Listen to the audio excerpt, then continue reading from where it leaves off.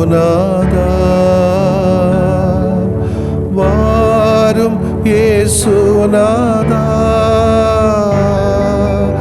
எந்தன் இதயம் தேடிடும் அன்பே நீ வாரும் இயேசுநாதா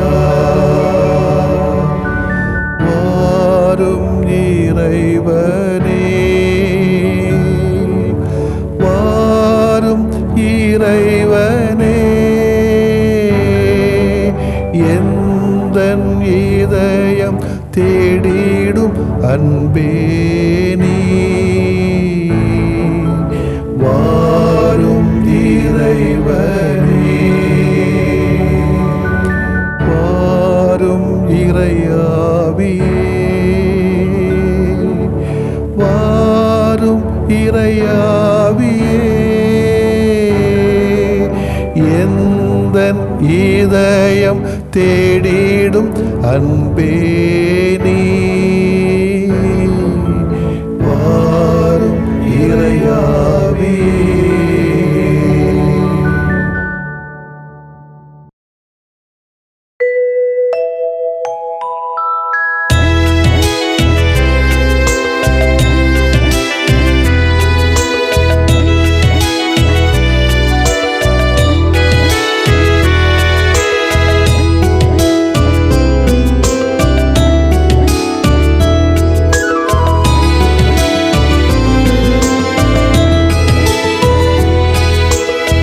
வானக அணிகளின் ஆண்டவரே உமது இல்லம் அருமையானது. வானக அணிகளின் ஆண்டவரே உமது இல்லம் அருமையானது. தஞ்சம் புகனான் ஏங்குகின்றே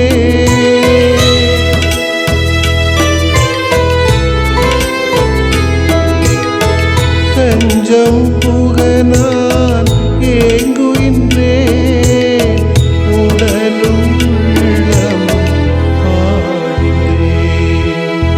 வானக அணிகளின் ஆண்டவரே உமது இல்லம் அருமையானது.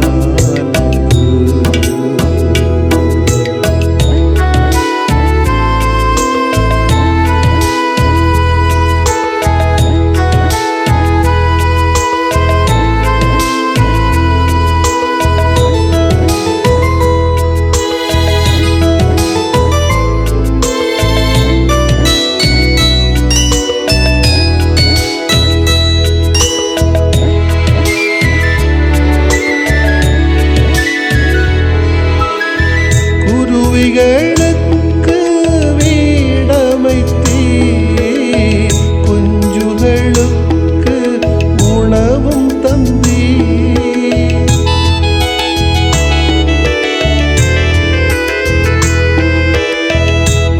குருவிகளுக்கு வீடமைத்தீர், குஞ்சுகளுக்கு உணவும் தந்தீர்.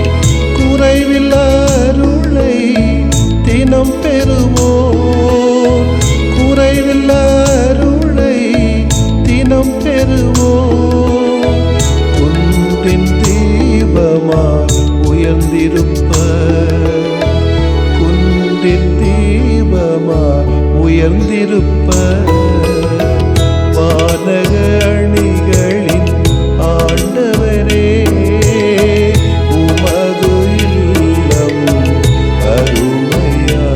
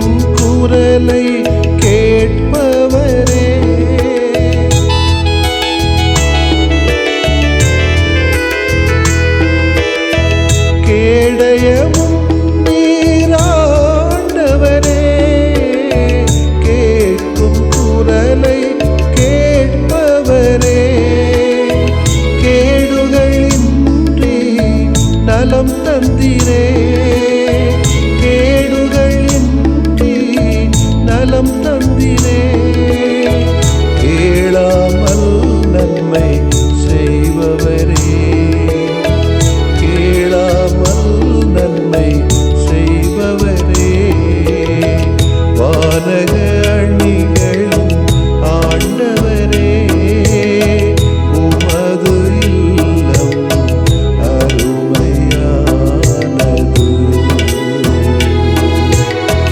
வானக அணிகளின் ஆண்டவரே, உமது இல்லம் அருமையானது. தஞ்சம் புக நான் ஏங்குகின்றேன்,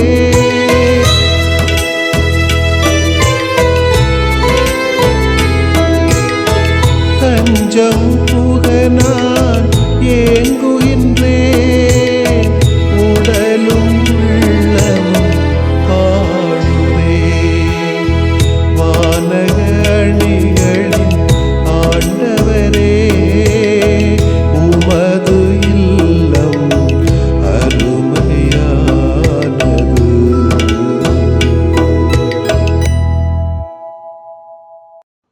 லூக்கா எழுதிய நற்செய்தி அலகு 2 இறை சொற்றொடர்கள் 41 முதல் 52 முடிய.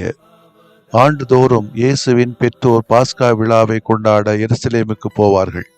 இயேசுவுக்கு 12 வயது ஆன போது வழக்கப்படி விழாவை கொண்டாட எருசலேம் சென்றனர்.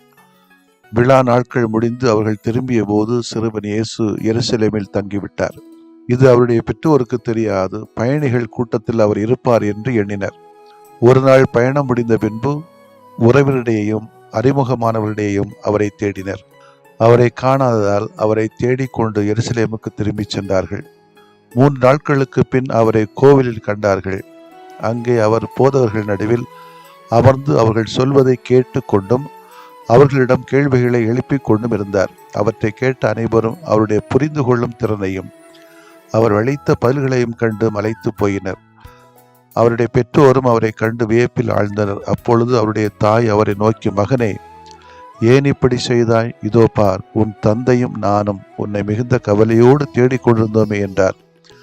அவர் அவர்களிடம், நீங்கள் ஏன் என்னை தேடினீர்கள்? நான் என் தந்தையின் அலுவல்களில் ஈடுபட்டிருக்க வேண்டும் என்பது உங்களுக்கு தெரியாதா என்றார். அவர் சொன்னதை அவர்கள் புரிந்து கொள்ளவில்லை. பின்பு அவர் அவர்களுடன் சென்று நாசரேத்தை அடைந்து அவர்களுக்கு பணிந்து நடந்தார். அவருடைய தாய் இந்நிகழ்ச்சிகளை எல்லாம் தமது உள்ளத்தில் பதித்து வைத்திருந்தார். இயேசு ஞானத்திலும் உடல் வளர்ச்சியிலும் மிகுந்து கடவுளுக்கும் மனிதருக்கும் உகந்தவராய் வாழ்ந்து வந்தார். ஆண்டவரின் அருள்வாக்கு. இறைவா உமக்கு நன்றி. கிறிஸ்து இயேசுவிலே பிரியமுள்ள சகோதர சகோதரிகளே, திருக்குடும்பத்தின் திருவிழா வாழ்த்துக்களை உங்கள் அத்தனை குடும்பங்களுக்கும் சொல்வதிலே மகிழ்ச்சி அடைகிறேன். இயேசு, மரியா, யோசேப்பின் என்ற திருக்குடும்பத்தில் விளங்கிய அத்தனை நற்பண்புகளும் சந்தோஷ சூழ்நிலைகளும் நலமான வாழ்வும் உற்சாகமான உடனிருப்பும் நங்கூரமான நம்பிக்கையும் உங்கள் அத்தனை குடும்பங்களிலும் நிரம்பி வளைந்து ததும்பி திருக்குடும்பத்தின் வாழ்க்கைக்கு சான்று பகிர்கின்ற சாட்சிகளாக யாவரும் வளர வாழ உங்களுக்கு என்னுடைய வாழ்த்துக்களையும் ஜெபங்களையும் உரித்தாக்கிக் கொள்கிறேன். பல இக்கட்டான சூழ்நிலைகளை எல்லாம் கடந்து குடும்பத்தை வழிநடத்தி வருகின்ற பெற்றோர்களுக்கு, குறிப்பாக வழிநடத்தப்படுகின்ற குழந்தைகளுக்கும் நெஞ்சார்ந்த வாழ்த்துக்களை தெரிவித்துக் கொள்கிறேன். எகிப்து சமூகத்திலே அல்லது பண்பாட்டிலே மிக அழுத்தமாக கொடுக்கப்பட்ட ஒரு அமைப்பு குடும்பம். குடும்பத்தின் ஒற்றுமை, ஒருவர் ஒருவரை சார்ந்தும் சேர்ந்தும் இருக்கக்கூடிய ஒரு சூழல், ஒரு கூட்டு குடும்ப வாழ்க்கை அதிகமாக அங்கே இருந்ததை நாம் பார்க்க முடிகிறது. திருமணம் ஆகாத வரைக்கும் எவ்வளவு வயசாக இருந்தாலும் சரி, திருமணமானவர்களும் சரி, சேர்ந்தே குடும்பங்களை ஒரே குடும்பத்தில் அல்லது ஒரே வீட்டில் வாழுகிற பண்பு அந்த எகிப்திலே அதிகமாக இருந்தது. அந்த பண்பு நிச்சயமாக இயேசுவிடத்திலும் மரியாவிடத்திலும் சூசைப்பிடத்திலும் அல்லது வளனார் என்கிற யோசேப்பிடமும் அதிகமாக இருந்ததை காண முடிகிறது. அப்படிப்பட்ட பண்புகள் நம்முடைய குடும்ப வாழ்க்கையிலும் அமைய வேண்டும் என்று நாம் ஆசிக்கின்றோம். இன்று குடும்ப வாழ்க்கை முன்னால போல எளிதான ஒரு அமைப்பு அல்ல. பல காரியங்கள் இந்த குடும்பங்களை சுற்றி ஒரு சவாலாகத்தான் இருக்கிறது. ஒரு சில குடும்பங்களை தவிர மற்ற அனைத்து குடும்பங்களுமே இந்த வாழ்க்கையை சவாலாகத்தான் எடுத்துச் செல்கிறார்கள். அதற்கு பல காரணங்கள் உண்டு. ஒரு சில காரணங்கள் மட்டுமல்ல. சொல்லப்போனால் வேலை வாய்ப்பு இருக்காது, சரியான வசதிகள், பணங்கள் இல்லை, தகுந்த உறைவிடங்கள் இல்லை, முறையான உறவுகள் இல்லை, வெளிப்படை தன்மை இல்லை. ஆனால் திறமைகள் இருக்கிறது. விவாகரத்துகள் நடக்கிறது, கூடி வாழ்தல் போன்ற காரியங்கள் நடக்குது. நிறைய போய் முன்னாலே விட ஒருவரை புரிந்து கொள்ளுகிற பாணி அல்லது பண்பு குறைவு, சேர்ந்து கூட்டு மேலாண்மை செய்கிற பண்பு குறைவு, நம்பிக்கைத்தனம் குறைவு, சேர்ந்து போகாத தன்மை, காட்டி கொடுத்தலும் கூட்டி கொடுத்தலும் அதிகம், ஊடக வாழ்க்கை, அதாவது சீரியல் அல்லது செல் போன்ற காரியங்களுக்கு அடிமையாகக்கூடிய கொள்ளுதல், இது போன்ற பல பிரச்சனைகள் குடும்பத்தை ஆட்கொள்வதாலே இது இயேசுமரி சூசை குடும்பத்தில் விளங்கிய அந்த நல்ல பண்புகள் இந்த இப்போ உள்ள நவீன குடும்பங்களில் ஒரு சிக்கலாகத்தான் இருக்கிறது. இதற்கு இவங்க 3 பேரும் காட்டுகிற பண்புகள் என்ன என்று சொன்னால், ஒன்று, தன்னலமில்லாத அதே வேளையிலே பிறருக்காக உழைக்கக்கூடிய சூழ்நிலைகளை இயேசுமரி சூசை 3 பேருமே உணர்ந்தார்கள். அதாவது மானுடம் மீட்பு பெற வேண்டும் என்பதற்காக 3 பேருமே ஒத்துழைத்தார்கள். தனது தேவைகளை அப்படியே புறந்தள்ளிவிட்டு இந்த உலகத்தின் தேவைகளை பொதுநலன் கருதி 3 பேருமே செயல்பட்டார்கள். எனவே ஒரு குடும்ப நலன் கருதி உழைக்க வேண்டும். அந்த குடும்பம் சமுதாயத்திற்காக உழைக்க வேண்டும். இரண்டாவது, தன்னுடைய தனித்தன்மை அல்லது தனி பண்பு, தனி பணி, தனி சுதந்திரம், இவைகளை மதிக்கின்ற குடும்பமாகத்தான் பார்த்தோம் இயேசுமரி சூசையை. இயேசுவை காணல, தேடி போறாங்க. எங்கேப்பா போன, உன்னை தேடிக்கொண்டிருந்தோமே என்று கவலையோடு ஆதங்கத்தோடு சொல்கிறார்கள். இயேசு சொல்லாம போனதும் தப்பு, அவர் தவறு செய்திருக்கிறார். பெற்றவங்கள்ட்ட சொல்லிட்டுல போயிருக்கு. 12 வயசு நான் சும்மா போக முடியாதுல்ல, அனுப்ப முடியாது. எனவே ஒரு பணிக்கு போறாருன்னா குடும்பத்திலேயாவது அம்மா அப்பாட்ட சொல்லிட்டு போயிருக்கணும். அவர் அது சொல்லலை அவர். ஆனால் கடைசியில் என்ன நடக்குது, சொல்லாமல் அது புரிந்த உடனே கீழ்ப்படுகிறார். அவங்க கூட சேர்ந்து போறாரு பாரு. இல்லை நான் இங்கே தான் நிற்பேன்னு அடம் பிடிக்கல, அதையும் பார்க்கிறோம். சொல்லாமல் போனது ஒருவேளை தவறுதான், குற்றம்தான். இருந்தாலும் புரிந்து கொள்கிற சூழலிலே இணைந்து போகிறார், கீழ்ப்படுகிறார். மூன்றாவது, ஒருங்கிணைந்து பணியாற்றுவது. எகிப்து முதல் அல்ல பெத்லகேம் முதல் கல்வாரி வரைக்கும் ஒருவர் மூவருக்காகவும், மூவர் ஒருவருக்காகவும், இந்த மூவரும் எல்லோருக்காகவும் வாழ்வதற்கான ஒருங்கிணைந்த பணிகளை வாழ்க்கையிலே செய்தார்கள். எனவேதான் இந்த குடும்பத்தை திருக்குடும்பம் என்று சொல்லுகிறோம். நம்முடைய குடும்பங்கள் அப்ப என்ன குடும்பம் நம்ம யோசித்து பார்க்கணும். அவங்கள போல வாழ முடியாது. அவர்களாம் தெய்வம், புனிதம் கடந்தவர்கள். நம்ம இப்பதான் மனிதத்தில் வளர்ந்துட்டு இருக்கோம். நம்ம முடிந்த வரைக்கும் இருக்கக்கூடிய சந்தோஷத்தை மிகுதிப்படுத்தக்கூடிய சூழலை நம்முடைய மத்தியில் உருவாக்குறோம் என்று சொன்னால், நிச்சயமாக இந்த சமூகத்தின் அடித்தளமாக இருக்கக்கூடிய இந்த குடும்பம் என்கிற அமைப்பை நாம் தட்டி காத்தோம் என்று சொன்னால் இந்த சமூகம் வளரும். இறைவன் விரும்பிய இறை ஆட்சி அதற்கு நாம் சான்று பகர முடியும். ஆமேன். அன்பான ஆண்டவரே, அனைத்துலக குடும்பங்களையும் உம்முடைய பாதத்தலை சமர்ப்பித்துக் கொள்கிறேன். உம்முடைய திட்டத்தின்படி உருவாக்கப்பட்ட இந்த குடும்பம், கணவன், மனைவி, பிள்ளைகள், பேர பிள்ளைகள், குழந்தைகள், மாமியார், மருமகன்கள், மாமனார்கள், உறவினர்கள், உபகாரிகள் என்று பரந்துபட்ட குடும்பத்தை உடைய பாதத்திலே தருகிறோம். அனைவருடைய நோய்களையும், உடல் நோய்களோ, மனநோய்களோ, உணர்விலே சிக்கல்களோ, உணவுகளிலே சிக்கல்களோ, அத்தனை தேவைகளையும் நீர் ஏற்றுக்கொண்டு அவர்களை பலப்படுத்தும். எல்லாவித குறைகளையும் போக்கி நிறைவான வாழ்க்கையை நோக்கி இந்த குடும்பங்களை அழைத்து செல்லும். ஒருவர் எல்லோருக்காகவும், எல்லோரும் ஒருவருக்காகவும் பேசக்கூடிய, சிந்திக்கக்கூடிய, திட்டமிடுகிற, செயல்படுகிற பாங்கை எங்கள் குடும்பங்களிலே தாரும். எங்களது தனி விருப்பு வெறுப்புகளை கடந்து பொது தன்மையிலே நாங்கள் வளர எங்களுக்கு கிருபை காட்டியருளும். நாங்கள் அனைவரும் ஒரே குடும்பம் என்ற உணர்விலே இந்த உலகத்திலே வளர்ந்து உம்முடைய இறையாட்சிக்கு சான்று பெறுகின்ற பிள்ளைகளாக வளர எங்களுக்கு தேவையான ஆசீர்வாதங்களை தாரும். குழந்தைகளையும், இளையோர்களையும், பெரியோர்களையும், நலிந்தோர்களையும், முதியோர்களையும் நீர் உம்முடைய பாதத்திலே கொண்டு வருகின்ற பொழுது யார் யாருக்கு என்ன தேவையோ அவைகளை நீரே இனம் கண்டு எங்களுக்கு கொடுத்து எங்களை நிறைவாக்கி மகிழ்வாக்கி இந்த மானிடம் தலை துவங்க மீட்பு பெற எங்களை கருவிகளாக மாற்றும் ஆண்டவரே, ஆமென்.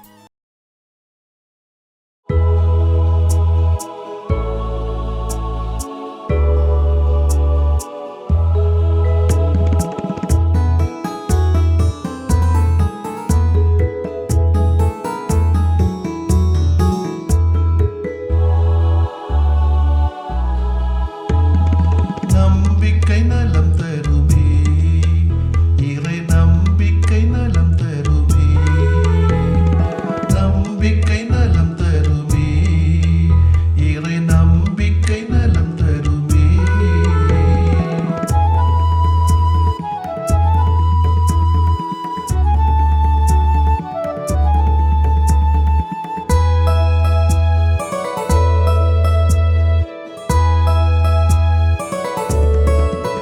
மன அழுத்தங்கள், மன காயங்கள் என்றும் வாழ்வில் உனை வாட்டும் போது, மனவலிகள், மன வருத்தங்கள் நாளும் வந்து உனை தாக்கும் போது, நம்பிக்கை நலம் தருமே, இறை நம்பிக்கை நலம் தருமே, நம்பிக்கை நலம் தருமே, இறை நம்பிக்கை நலம் தருமே.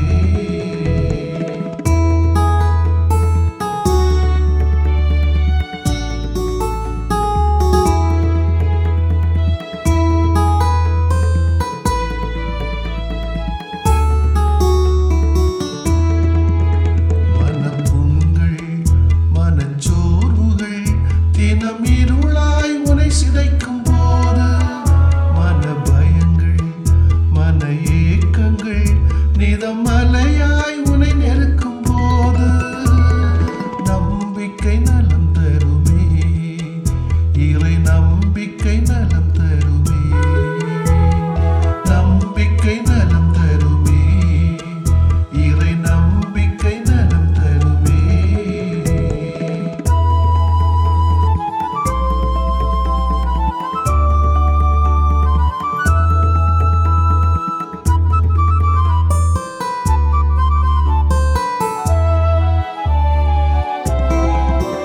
மனசிதைவும் பழிப்புரைகளும் இருள் மேகமாய் உனை வீழ்த்தும் போது, உன் சார்பும் சதி பொய்மையும் தடைக்கல்லாய் உனை சாய்க்கும் போது, நம்பிக்கை நலம் தருமே, இறை நம்பிக்கை நலம் தருமே, நம்பிக்கை நலம் தருமே, இறை நம்பிக்கை நலம் தருமே.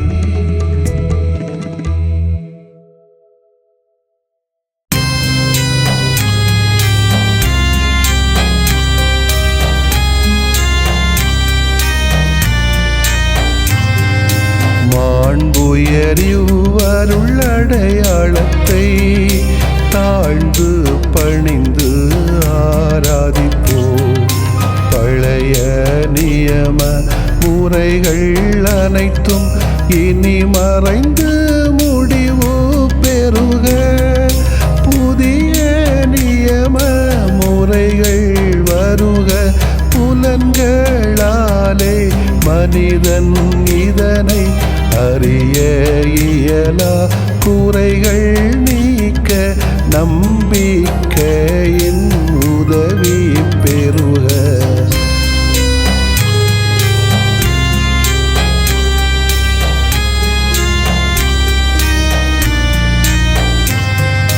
தந்தை அவர்க்கும் மகன் அவர்க்கும் புகழ்ச்சியோடு வெற்றியாக்கும்.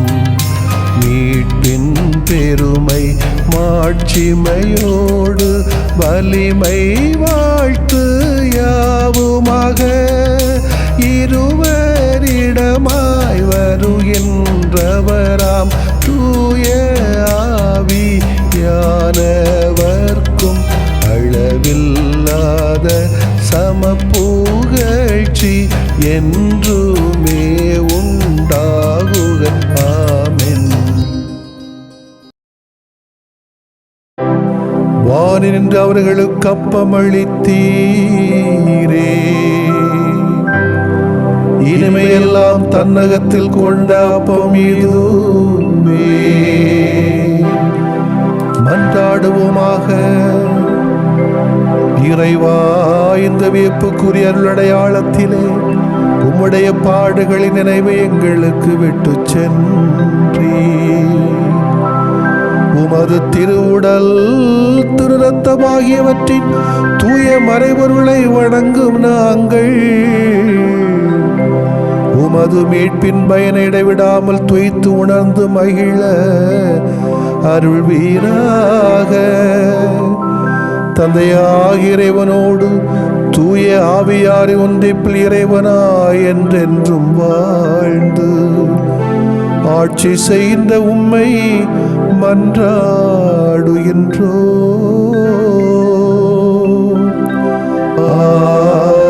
ஆமென்.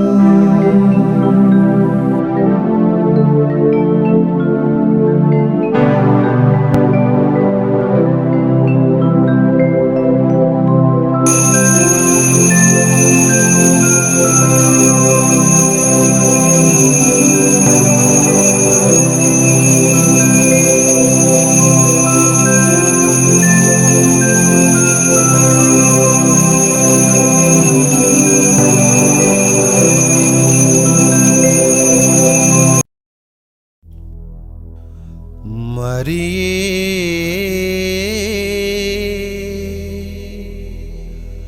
தாய் மரியே, எம் வாழ்வின்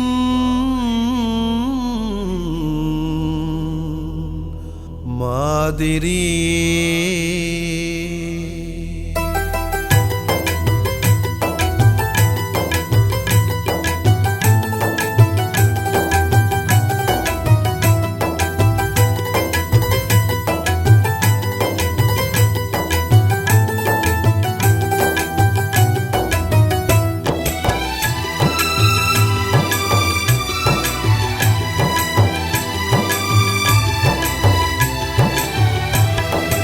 உறவின்றி வாழ்கிறோம் தாய்மரியே, உம் உறவினையே தேடுகிறோம் மாமரியே. உறவின்றி வாழ்கிறோம் தாய்மரியே, உம் உறவினையே தேடுகிறோம் மாமரியே. உயிருக்கு மருந்தாகவா, எம் உறவுக்கு உயிராகவா.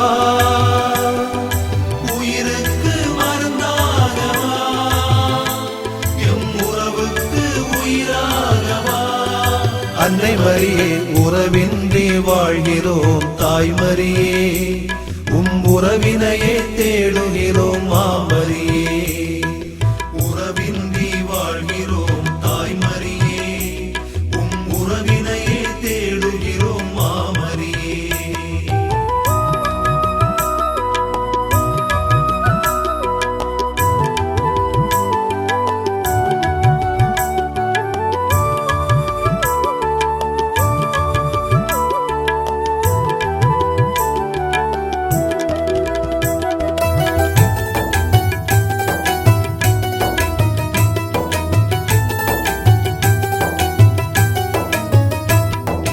வாழ்வினில் வறுமையை வளமாக்கவா, எமை வருத்திடும் சோகங்கள் சுகமாக்கவா. வாழ்வினில் வறுமையை வளமாக்கவா, எமை வருத்திடும் சோகங்கள் சுகமாக்கவா. கனவுகள் கண்டோம் அம்மா, கருணையும் பெற்றோம் அம்மா. கனவுகள் கண்டோம் அம்மா, கருணையும் பெற்றோம் அம்மா. எம்மில் உம்மை வாழ்வாக்கவா, எம்மில் உம்மை வாழ்வாக்கவா. உறவின்றி வாழ்கிறோம் தாய்மரியே, தாய்மரியே, உறவினையே தேடுகிறோம் மாமரியே. மாமரியே, உயிருக்கு மருந்தாகவா, எம் உறவுக்கு உயிராகவா. அன்னை மரியே, உறவின்றி வாழ்கிறோம் தாய்மரியே, உம் உறவினையே தேடுகிறோம் மாமரியே.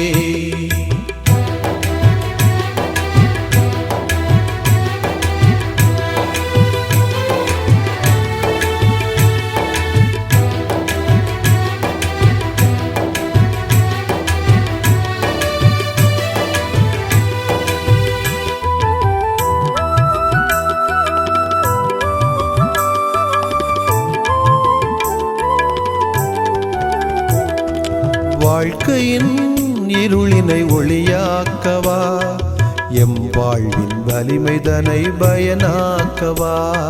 வாழ்க்கையின் இருளினை ஒளியாக்கவா, எம் வாழ்வதன் வலிமைதனை பயனாக்கவா. கரமொன்று தாரும் அம்மா, வரம் தந்து தாங்கிடம்மா. கரமொன்று தாரும் அம்மா, வரம் தந்து தாங்கிடம்மா. எம்மில் உம்மை வாழ்வாக்கவா, எம்மில் உம்மை வாழ்வாக்கவா. உறவின்றி வாழ்கிறோம் தாய்மரியே, தாய்மரியே, உறவினையே தேடுகிறோம் மாமரியே. மாமரியே, உயிருக்கு மருந்தாகவா, எம் உறவுக்கு உயிராகவா. அன்னை மரியே, உறவின்றி வாழ்கிறோம் தாய்மரியே, உம் உறவினையே தேடுகிறோம் மாமரியே. உறவின்றி வாழ்கிறோம் தாய்மரியே, உம் உறவினையே தேடுகிறோம் மாமரியே.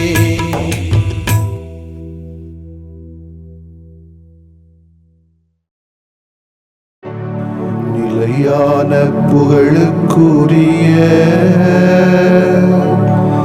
தூய இறை நன்மைக்கு